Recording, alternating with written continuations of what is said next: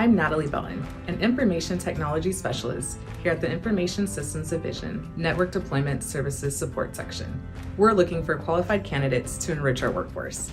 Within the Network Deployment Services Support Section, I effectively manage IT equipment and software while also resolving the most complex system and operational problems. At CDSS, we are focused on providing help to those most vulnerable, strengthening communities, and ensuring that everyone can reach their highest level of health and potential for a successful life. As part of the Information Systems Division here at CDSS, you will be a part of a dynamic team of people whose mission is to develop, support, and promote the business value of IT, which comes from the ability to conduct business processes more reliably, faster, and at a lower cost. ISD creates value by continually improving customer service and providing access to information that enables better decision-making by CDSS business units.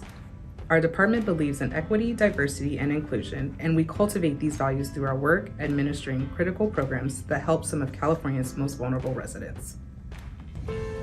If you are ready for a new challenge and to make a difference, consider CDSS.